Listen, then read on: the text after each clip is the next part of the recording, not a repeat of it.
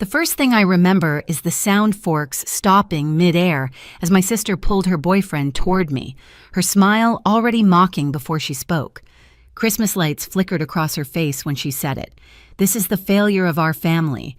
My parents laughed like it was tradition, like humiliating me was part of the holiday menu. I didn't move. I didn't speak. But he did. He looked at them, then at me, and his voice cut through the room. Interesting.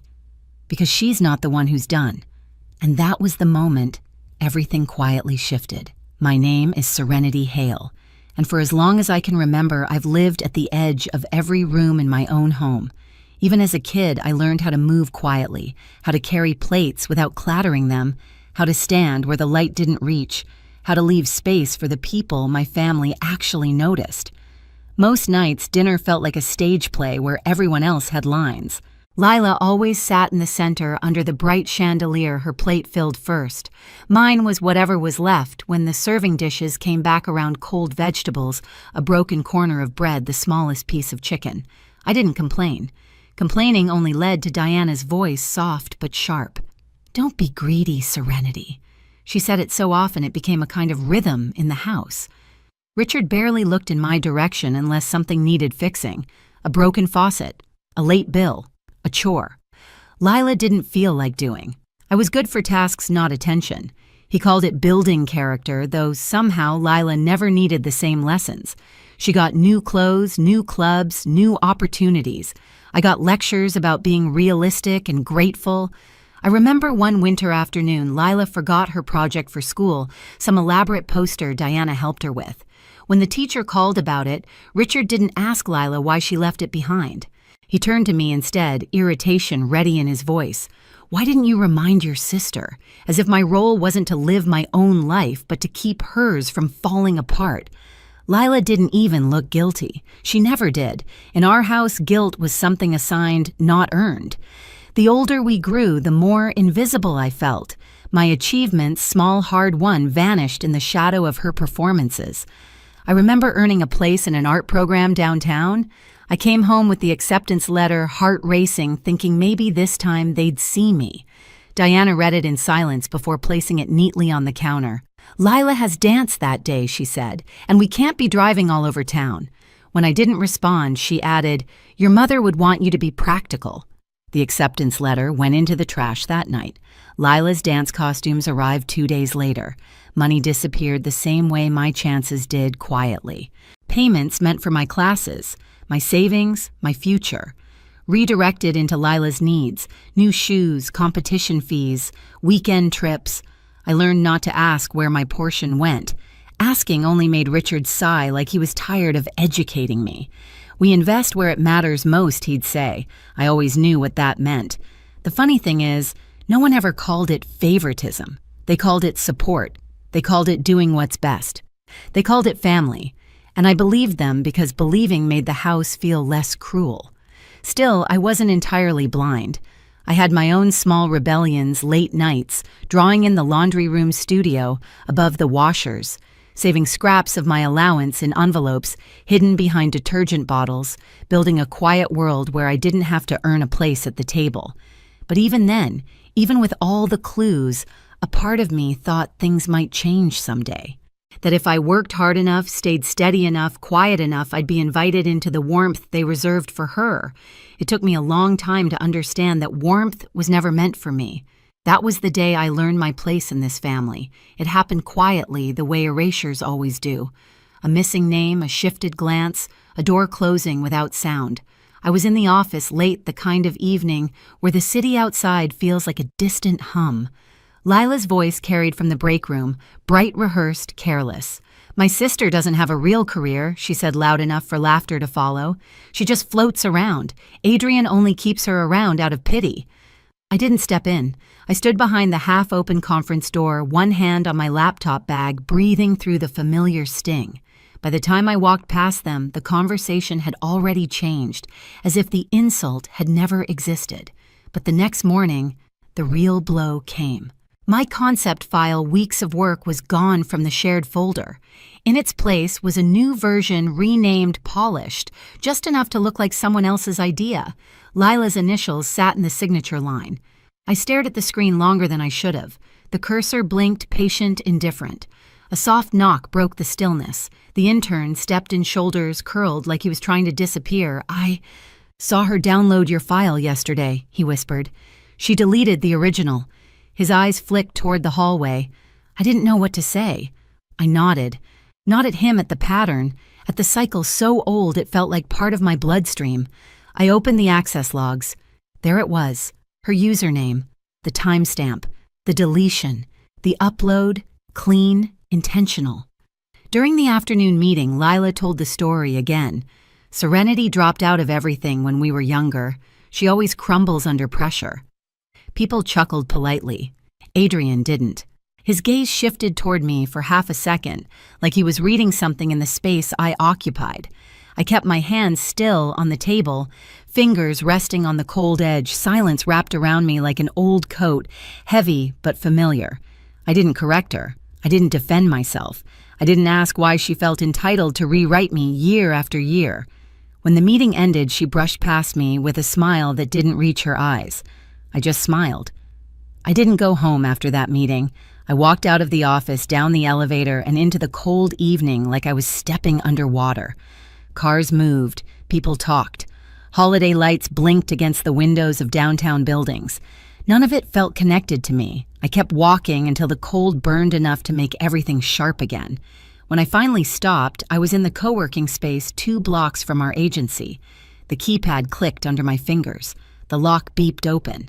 Inside the room was empty, just white light on long tables, the hum of a printer someone forgot to turn off, and the faint smell of stale coffee grounds. It was the kind of silence that doesn't comfort but steadies. I placed my laptop on the table and opened the logs.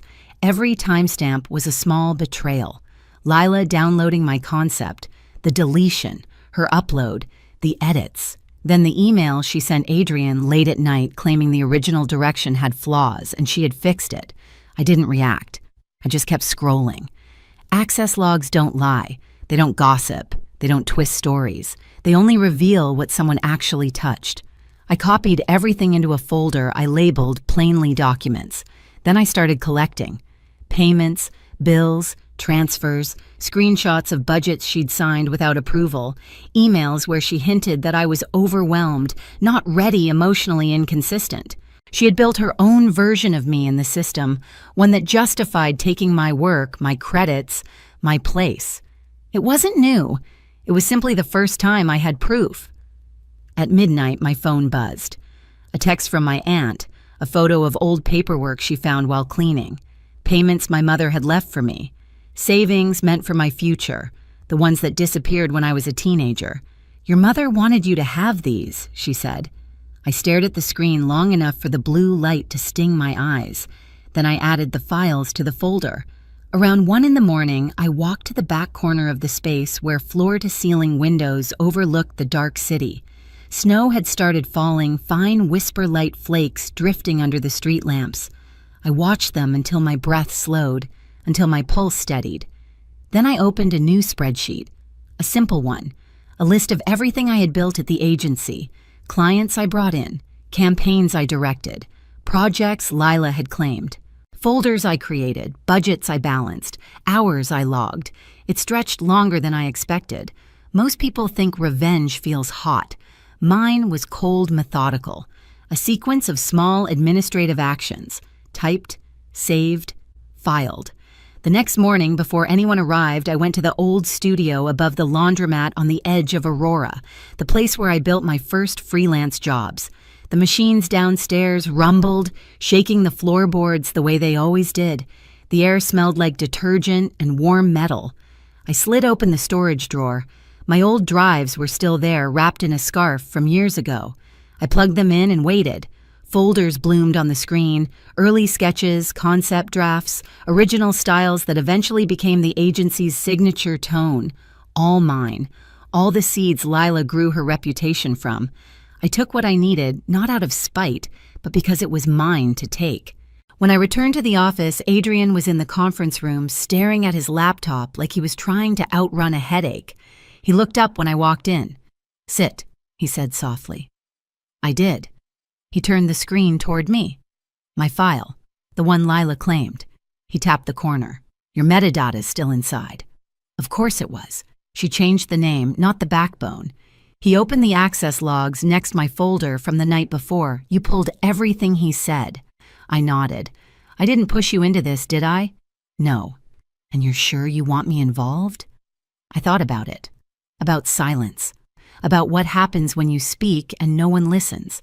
About what happens when you stay quiet and everyone assumes you'll never stop swallowing what hurts you. Yes, I said. He studied me for a moment, not with pity, but with the kind of focus people use when assembling something delicate. Then he leaned back. HR needs this. Legal needs this. And the board needs to know where the credit actually belongs. His voice wasn't angry. It was factual, administrative, clean. We spent the next 2 hours assembling the file. Every document, every log, every payment discrepancy, every moment where my work had been fed into Lila's pipeline of praise. Typed, printed, signed. Around noon, he slid the final packet across the table. I'll handle the process, he said. You don't have to be the one to deliver this. But part of me wanted to, not to confront her, not to explain, not even to win.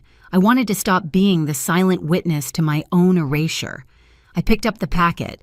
The paper felt heavier than it should have. I rested my hand on it, steady and calm. This time, I said I won't fix what they've broken. I arrived late on purpose.